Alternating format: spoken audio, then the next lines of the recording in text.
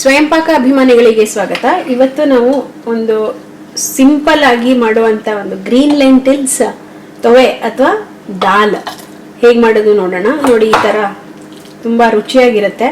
ಹಾಗೆ ನೀವು ಇದನ್ನ ಚಪಾತಿ ಜೊತೆಗೆ ಅನ್ನದ ಜೊತೆಗೆ ತಿನ್ನಕ್ಕೂ ತುಂಬಾನೇ ಚೆನ್ನಾಗಿರುತ್ತೆ. ಈಗ ಇದನ್ನ ಹೇಗೆ ಮಾಡೋದು ಅಂತ ನೋಡೋಣ. ಮತ್ತೆ ಇದಕ್ಕೆ ಬೇಕಾಗಿರುವಂತ ಸಾಮಗ್ರಿಗಳ ಲಿಸ್ಟನ್ನ ಈ ವಿಡಿಯೋ ಕೊನೆಯಲ್ಲಿ ಹಾಕಿರ್ತೀನಿ. ಕುಕ್ಕರಲ್ಲೇ ಬೇಯಿಸ್ತಾ ಇರೋದ್ರಿಂದ ಡೈರೆಕ್ಟ್ ಆಗಿ ಅದಕ್ಕೆ ಹಾಕೊಂಡು ತೊಳ್ಕೊಳ್ತೀನಿ. 1 ಕಪ್ನಷ್ಟು ಗ್ರೀನ್ ಲೆಂಟಿಲ್ಸ್ ಈ ತರ ಇರುತ್ತೆ. ನಮಗೆ ಹೋಲ್ ಮಸೂರ್ ಅಂತ ಎಲ್ಲ ಸಿಗತ್ತಲ್ಲ, ಅದೇ ತರ ಇರುತ್ತೆ. ಇದು ಗ್ರೀನ್ ಅಲ್ಲಿ ಸಿಗುತ್ತೆ, ಬ್ರೌನ್ ಅಲ್ಲಿ ಸಿಗುತ್ತೆ, ಹಾಗೆ ಕಪ್ಪು ಬ್ಲ್ಯಾಕ್ ಲೆಂಟಿಲ್ಸ್ ಅಂತ ಹೀಗೆಲ್ಲ ಸಿಕ್ಕತ್ತೆ. ಇದು ಬೇಗನೂ ಬೇಯುತ್ತೆ ಮತ್ತೆ ಆರೋಗ್ಯನೂ ಕೂಡ. ಈಗ ಇದನ್ನ 1 ಕಪ್ನಷ್ಟು ಕುಕ್ಕರ್ನಲ್ಲಿ ಹಾಕಿ ಚೆನ್ನಾಗಿ ತೊಳ್ಕೊಳ್ಳೋಣ. ಮೊದಲು ಇದನ್ನೇ ನೆನೆಸ್ಬೇಕಾಗಿಲ್ಲ, ಹಾಗೆ ಚೆನ್ನಾಗಿ ಬೇಗ ಬೇಯುತ್ತೆ.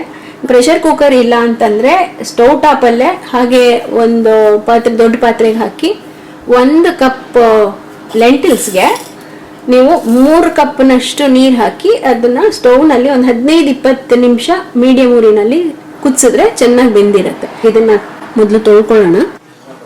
1.5 ಕಪ್ನಷ್ಟು ನೀರು ಹಾಕಿ ಒಂದ್ ಸ್ವಲ್ಪ ಅರಿಶಿನ, ಒಂದು ಅರ್ಧ ಟೀ ಸ್ಪೂನ್ ಎಣ್ಣೆ, ಮೀಡಿಯಂ ಉರಿನಲ್ಲಿ ಇದನ್ನ ಬಿಸಿಗಿಟ್ಟು 2 ವಿಷಲ್ ಕೂಗಿದ್ಮೇಲೆ ಆಫ್ ಮಾಡಿಬಿಡಿ. ಕುಕ್ಕರ್ ಪೂರ್ತಿ ಕೂಲ್ ಆಗಿದೆ. 2 ಸಲ ಕೂಗಿಸ್ಬಿಟ್ಟು ಆಫ್ ಮಾಡಿದ್ದೆ. ನೋಡಿ, ಚೆನ್ನಾಗಿ ಬೆಂದಿದೆ. ಇದನ್ನ ನಾವು ನೆನೆಸ್ಬೇಕಾಗೂ ಇಲ್ಲ, ಸ್ವಲ್ಪ ಗಟ್ಟಿಯಾಗೇ ಇರೋದ್ರಿಂದ ಇನ್ನೊಂದು ಲೋಟದಷ್ಟು ನೀರು ಹಾಕ್ತಾ ಇದ್ದೀನಿ. ಇದು ನೀವು ಚಪಾತಿ ಜೊತೆಗೆ ತಿನ್ನೋದಾದ್ರೆ ಸ್ವಲ್ಪ ಗಟ್ಟಿ ಮಾಡ್ಕೋಬಹುದು. ಅನ್ನದ ಜೊತೆ ತಿಂತೀನಿ ಅನ್ನೋದಾದ್ರೆ ಸ್ವಲ್ಪ ನೀರನ್ನ ಜಾಸ್ತಿ ಹಾಕೊಳ್ಳಿ. ಇದಕ್ಕೆ ಉಪ್ಪು, ಕರಿಬೇವಿನ ಸೊಪ್ಪನ್ನು ಹಾಕೋಣ. ಹಾಕಿ ಇದನ್ನ ಕುದಿಯಕ್ಕಿಡಿ. ಸ್ವಲ್ಪ ಚೆನ್ನಾಗಿ ಮಿಕ್ಸ್ ಮಾಡಿ. ಬೇಳೆ ನೋಡಿ ಪೂರ್ತಿ ಈ ಥರ ಮೆತ್ತಗಾಗಿ ಬೆಂದಿರಬೇಕು. ಗಟ್ಟಿಯಾಗಿದೆ ಅಂದರೆ ಇನ್ನೊಂದ್ಸಲ ಕೂಗಿಸ್ಕೊಳ್ಳಿ. ಇದು 1-2 ಸಲ ಕೂಗಿಸಿದ್ರೆ ಸಾಕು. ನಾನೀಗ ಇದನ್ನ 2 ಸಲ ಕೂಗಿಸ್ಕೊಂಡಿದ್ದೀನಿ. ಚೆನ್ನಾಗಿ ಬೆಂದಿದೆ. ಇದು ಇಷ್ಟು ಚೆನ್ನಾಗಿ ಬೆಂದಿರಬೇಕು. ಇದು ಕುದೀತಾ ಇರ್ಬೇಕಾದ್ರೆ ನಾವು ಈ ಕಡೆ ಒಗ್ಗರಣೆ ಮಾಡ್ಕೊಳ್ಳೋಣ. 1.5 ಟೀ ಸ್ಪೂನ್ ಅಷ್ಟು ತುಪ್ಪ ಹಾಕಿ ಮೀಡಿಯಂ ಉರಿನಲ್ಲಿ ಬಿಸಿಗಿಡಿ. ತುಪ್ಪ ಅಥವಾ ಎಣ್ಣೆ ಕಾಯಿತು, ಇಂಗು, ಅರ್ಧ ಟೀ ಸ್ಪೂನ್ ಸಾಸಿವೆ ಎಲ್ಲ ಚಟ್ಕೊಟ್ಟು ಜೀರಿಗೆ ಹಾಕಿ 1 ಟೀ ಸ್ಪೂನು. ಜೀರಿಗೆ ಸ್ವಲ್ಪ ಚಟ್ಕೊಟ್ಟು ಮೆಣಸಿನ್ಕಾಯಿ ಹಾಕೋಣ. ಮೆಣಸಿನ್ಕಾಯಿನ ಸ್ವಲ್ಪ ಬೆಳ್ಳಿಗಾಗುವಷ್ಟು ಹುರಿರಿ. ಮೆಣಸಿನ್ಕಾಯಿ ಸ್ವಲ್ಪ ಬೆಳ್ಳಿಗಾಗತ್ತೋ, ಈ ಥರ ಬಣ್ಣ ಬದಲಾಗತ್ತೋ ಶುಂಠಿ ಹಾಕೋಣ. ಹಾಗೆ ಈರುಳ್ಳಿಗೆ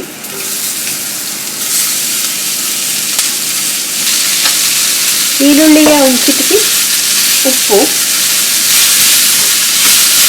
ಹಾಕಿ ಸ್ವಲ್ಪ ಹುರಿರಿ. ಈರುಳ್ಳಿನ ಒಂದು ಅರ್ಧ ಮುಕ್ಕಾಲು ನಿಮಿಷ ಹುರಿದ್ಮೇಲೆ ಸ್ವಲ್ಪ ಅರಿಶಿನ ಹಾಕೋಣ. ಅರಿಶಿನ ಹಾಕಿ ಮಿಕ್ಸ್ ಮಾಡಿ. ಅರಿಶಿನ ಹಾಕಿ ಮಿಕ್ಸ್ ಮಾಡಿದ್ಮೇಲೆ ಈ ಒಗ್ಗರಣೆನ ಬೇಳೆ ಕುದೀತಾ ಇದೆಯಲ್ಲ ಇದಕ್ಕೆ ಹಾಕೋಣ. ಒಗ್ಗರಣೆ ಹಾಕಿದ್ಮೇಲೆ ಚೆನ್ನಾಗಿ ಮಿಕ್ಸ್ ಮಾಡಿ ಸಣ್ಣ ಉರಿನಲ್ಲಿ ಒಂದು 2-3 ನಿಮಿಷ ಇದು ಕುದೀಲಿ. ಈಗ ಒಂದು 2 ನಿಮಿಷದಿಂದ ಇದು ಚೆನ್ನಾಗಿ ಕುದ್ದಿದೆ ನೋಡಿ. ಈಗ ಈ ಹದದಲ್ಲಿದೆ. ಸ್ವಲ್ಪ ಆರಿದ್ಮೇಲೆ ಸ್ವಲ್ಪ ಗಟ್ಟಿ ಆಗುತ್ತೆ. ಅನ್ನದ ಜೊತೆ ತಿನ್ಬೇಕು ಅಂದ್ರೆ ಈ ಹದದಲ್ಲಿದ್ರೆ ಚೆನ್ನಾಗಿರುತ್ತೆ.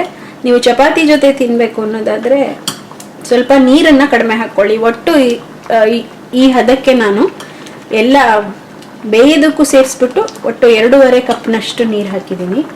ಈಗ ಕೊನೆಯದಾಗಿ ಇದಕ್ಕೆ ಕೊತ್ತಂಬರಿ ಸೊಪ್ಪನ್ನು ಹಾಕೋಣ. ಕೊತ್ತಂಬರಿ ಸೊಪ್ಪು ಹಾಕಿ ಒಂದ್ಸಲ ಮಿಕ್ಸ್ ಮಾಡಿದ್ರೆ ನಿಮಗೆ ಗ್ರೀನ್ ಲೆಂಟಿಲ್ಸ್ದು ಒಂದು ದಾಲ್ ರೆಡಿಯಾಗಿದೆ. ಸ್ಟವ್ನ ಆಫ್ ಮಾಡೋಣ. ಈ ರುಚಿಯಾದ ಗ್ರೀನ್ ಲೆಂಟಿಲ್ಸ್ ದಾಲ್ ರೆಡಿಯಾಗಿದೆ. ಇದನ್ನ ನೀವು ಅನ್ನದ ಜೊತೆ ಹಾಗೆ ಚಪಾತಿ ರೊಟ್ಟಿ ಜೊತೆಗೂ ತುಂಬ ಚೆನ್ನಾಗಿರುತ್ತೆ. ಈ ಸುಲಭವಾಗಿ ಮಾಡುವಂತ ಈ ಗ್ರೀನ್ ಲೆಂಟಿಲ್ಸ್ ದಾಲ್ನ ಹೇಗೆ ಮಾಡೋದು ಅಂತ ನೋಡಿದ್ರಲ್ಲ. ನೀವು ಕೂಡ ಇದನ್ನ ಮಾಡಿ ನೋಡಿ. ನಿಮ್ಮ ಅಭಿಪ್ರಾಯನ ಖಂಡಿತ ತಿಳಿಸಿ. ನಮಸ್ಕಾರ. ಒಂದು ಈರುಳ್ಳಿನ ಸಣ್ಣದಾಗಿ ಹೆಚ್ಚಿಟ್ಕೊಳ್ಳಿ. ಒಂದು 3 ಹಸಿರು ಮೆಣಸಿನ್ಕಾಯಿ, ಒಂದು ಈ ಸೈಜಿನ ಈರುಳ್ಳಿ, ಇದನ್ನು ಸಣ್ಣದಾಗಿ ಹೆಚ್ಚಿಕೊಳ್ಳೋಣ. ಈರುಳ್ಳಿ ಆಪ್ಷನಲ್, ಬೇಡ ಅಂದರೆ ಈರುಳ್ಳಿ ಹಾಕಲು ಹೋದ್ರೂ ಪರವಾಗಿಲ್ಲ. ಮತ್ತು ಈರುಳ್ಳಿ ಜೊತೆಗೆ ನೀವು ಬೆಳ್ಳುಳ್ಳಿ ಕೂಡ ಹಾಕೋಬೋದು. ಒಂದು ಅರ್ಧ ಟೀ ಸ್ಪೂನ್ ಅಷ್ಟು ಸಣ್ಣದಾಗಿ ಹೆಚ್ಚಿರುವಂಥ ಶುಂಠಿ, ಒಂದು ಸ್ವಲ್ಪ ಕರಿಬೇವಿನ ಎಲೆ, ಹಾಗೆ ಕೊತ್ತಂಬರಿ ಸೊಪ್ಪನ್ನ ನೀವು ಜಾಸ್ತಿ ಹಾಕಿದ್ರೆ ಚೆನ್ನಾಗಿರುತ್ತೆ. ಧಾರಾಳವಾಗಿ ಒಂದು ಸ್ವಲ್ಪ ಕೊತ್ತಂಬರಿ ಸೊಪ್ಪನ್ನ ಹೆಚ್ಚಿಟ್ಕೊಂಡಿರಿ. ಹಸಿರು ಮೆಣಸಿನ್ಕಾಯಿನ ನಾನು ಸಣ್ಣದಾಗಿ ಹೆಚ್ಚ್ತಾ ಇದ್ದೀನಿ, ನೀವು ಇಲ್ಲಾಂದರೆ ಅರ್ಧಕ್ಕೆ ಸೀಳ್ಕೊಬೋದು. ಒಗ್ಗರಣೆಗೆ ಸುಮಾರಾಗಿ 1 ರಿಂದ 1.5 ಟೀ ಸ್ಪೂನ್ ಅಷ್ಟು ತುಪ್ಪ ಹಾಕೊಳ್ಳಲ್ಲ ಅಂತಂದವರು ನೀವು ಎಣ್ಣೆ ಬೇಕಾದ್ರೂ ಹಾಕೋಬೋದು. ಅರ್ಧ ಟೀ ಸ್ಪೂನ್ ಸಾಸಿವೆ, 1 ಟೀ ಸ್ಪೂನ್ ಜೀರಿಗೆ, ಮತ್ತೆ ಸ್ವಲ್ಪ ಇಂಗು, ಸುಮಾರಾಗಿ 1 ರಿಂದ 1.5 ಟೀ ಸ್ಪೂನ್ ಅಷ್ಟು ಉಪ್ಪು, ಇಲ್ಲಾಂದ್ರೆ ರುಚಿಗೆ ತಕ್ಕಷ್ಟು ಉಪ್ಪು ಹಾಕೊಳ್ಳಿ.